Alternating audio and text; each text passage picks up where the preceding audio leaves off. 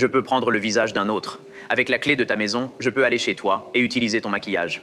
Éloigne-toi de moi. Quand on considère les actes criminels du gang, It's Always Sunny se révèle être la série comique la plus sombre jamais diffusée dans le grand public. Pour les amateurs de sitcom à l'humour noir, voir ces 5 amis sombrer dans la folie pendant 20 ans était à la fois hilarant et troublant. Pourquoi les freins ne fonctionnent-ils pas? Parce que j'ai coupé les freins. Voiture folle, les gars, ouais. Mais parmi ces propriétaires de bars hilarants et dérangés, il y a un employé du pub de Patty, avec une tendance particulièrement sinistre.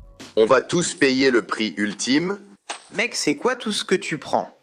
Des outils, ruban adhésif, collier de serrage, gants. Il me faut mes outils. Quand le public a découvert l'univers de Philadelphia, tout paraissait plus lumineux. Les spectateurs ignoraient ce qui les attendait. Je pense qu'on doit essayer un morceau de chair humaine. Oh mon Dieu. Juste pour être sûr, C'est la seule façon. n'est-ce pas? D'accord, comment allons-nous faire ça? La morgue? Écoute-moi, c'est un robot mort. Vendu. Mais parmi ces épisodes initiaux, il y a des éléments essentiels du lore qui allaient façonner la véritable nature de Denis Reynolds. Le lore du Dieu d'or s'infiltre lentement d'une manière qu'on ne peut qualifier que de terrifiante. Tu dois vraiment être fier de toi. Génial, ton grand-père est un nazi. Mais à la saison 3, Denis Reynolds a commencé à révéler sa vraie nature. De sa séduction ultra glauque, digne d'un chef de secte, auprès des activistes hippies, à l'une des séquences de danse les plus dérangeantes de tous les temps. Le public a commencé à voir Denis Reynolds sous un tout nouveau jour. Après avoir vu Denis se faire exploiter par son père légal, Frank, il devient évident que toute la famille Reynolds est complètement déséquilibrée. Mais une fois que nous avons vu l'excitation de Denis à l'idée de littéralement tuer la serveuse, même les fans les plus fidèles de Philadelphia se sont sentis un peu mal à l'aise. On va suivre notre victime, hein? Ensuite, on va lui sauter dessus, puis je vais l'étrangler et tu vas la découper en morceaux. Mais ce sentiment de malaise, c'est justement ce qui a poussé le public à revenir encore et encore, année après année, saison après saison.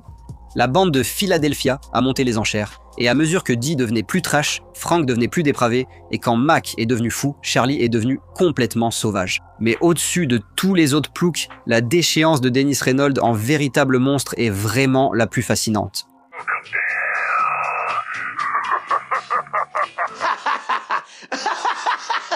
Parce qu'à la différence des frasques assumées de ses compagnons, les pires actes de Dennis sont entourés de mystères. Nous voulons de vraies filles déchaînées.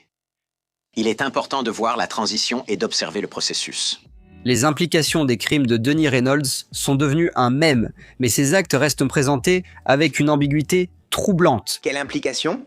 L'insinuation que des conséquences négatives l'attendent si elle refuse de coucher avec moi. Mais on dirait qu'elle ne veut pas avoir. Pourquoi tu ne comprends pas? Bien qu'il ait peut-être exposé ses tactiques sadiques à travers le tristement célèbre système Dennis, nous ne connaissons toujours pas pleinement l'étendue de sa folie. Au fil des ans, les péripéties de Denis ont exploré des territoires plus troublants qu'une liste de tâches de Charlie. Avec de multiples occasions où Denis mentionne l'ablation de chair, on commence à se demander s'il ne s'adonne pas à un étrange fantasme à la Ed Gein.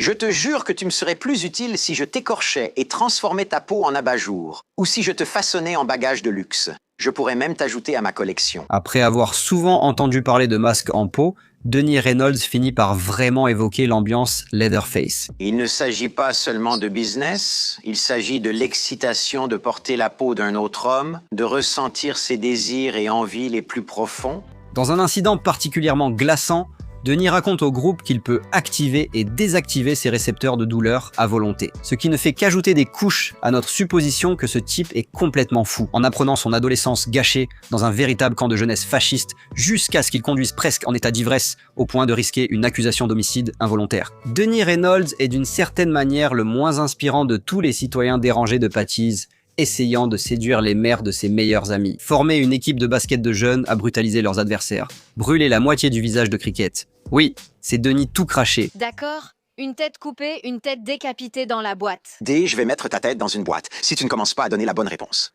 En développant encore le passé de Denis, Sunny a vraiment créé un monstre, car on a découvert tant d'horreurs sur lui. Il n'y a plus de retour possible. Denis Reynolds ne sera jamais aussi charmant que Charlie, ni même aussi étrangement attachant que Frank. Mais en assumant pleinement sa méchanceté, le personnage transcende le besoin de telles conventions. Et comme le dieu doré du chaos qu'il est, Denis Reynolds a le droit de devenir de plus en plus terrifiant à chaque nouvelle révélation. Je suis déchaîné et ma rage n'a aucune limite. Dans l'un des moments les plus choquants de sa trajectoire folle, Denis est réduit à sa soi-disant forme la plus basse. Privé de sa confiance habituelle et de son estime de soi extrême, la forme physique de Denis commence à ressembler à ses maux les plus profonds. Un homme voûté, titubant et en désordre, observant la bande réagir à la folie des uns et des autres, est l'un des plus grands tours de la série. Bien qu'on les ait tous vus commettre leurs propres actes odieux, il reste toujours fascinant de voir leur choc et leur dégoût face aux caprices de leurs amis. Pour la nature maniaque de Denis Reynolds, c'est sans doute l'occasion idéale pour des réactions hilarantes.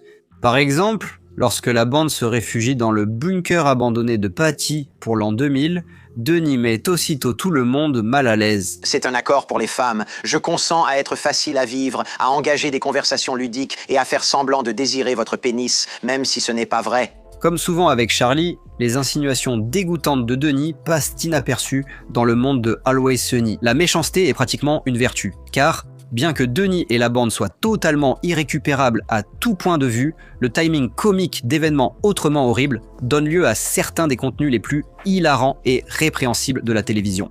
Même le crime ultime n'a pas stoppé son règne de terreur. Dans l'épisode spécial de la saison 12, faire de Denis Reynolds un meurtrier, le public doit enfin affronter la question. Est-il vraiment un tueur ? Même là, on restait vague car c'est ça, le divertissement.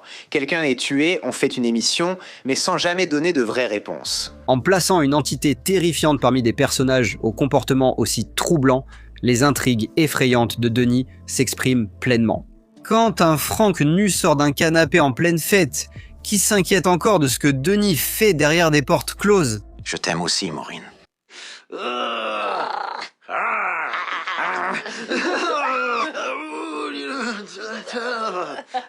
C'est toujours ainsi, comme un miracle comique. Sunny a réussi à maintenir l'étrange côté attachant de Denis, même en le poussant davantage vers la dépravation, en soulignant juste assez ses manières inquiétantes. Pendant la série, le public a l'impression de partager une vieille blague. Même si ce fil rouge est douteux, observer les plans méthodiques de Denis provoque certains des plus grands éclats de rire de la série. Bien que les saisons soient plus détendues, concernant les obsessions étranges de Denis, comme l'épisode de la salle d'évasion, le public trouve toujours cette dépravation drôle. Bienvenue, conquête sexuelle. Comme nous l'avons déjà évoqué, tu as appuyé sur le bouton du réveil, ce qui signifie que tu donnes la permission de commencer avec la bande. Oh mon Dieu. Parce que la bande a des bases aussi pourries, mais étonnamment solides, leur évolution en véritable monstre a étrangement du sens. Parce que il fait toujours beau à nouer un lien avec un public avide de dépravation. La série a pu continuer à surprendre avec des rebondissements choquants. Et grâce à l'engagement de Il fait toujours beau à rester oscillé, il est vraiment impossible de dire jusqu'où Denis Reynolds ira dans l'horreur avant que la série ne se termine enfin. Qui se soucie de nos sentiments ? Personne. Et les miens, alors ? C'est intéressant, non ? Et c'est tout pour l'épisode de cette semaine. Dites-nous, à quel moment Denis Reynolds vous a-t-il le plus mis mal à l'aise ? Faites-le nous savoir dans les commentaires ci-dessous et, comme toujours, n'oubliez pas de liker et de vous abonner pour ne rien manquer de toutes nos vidéos nerdstalgiques.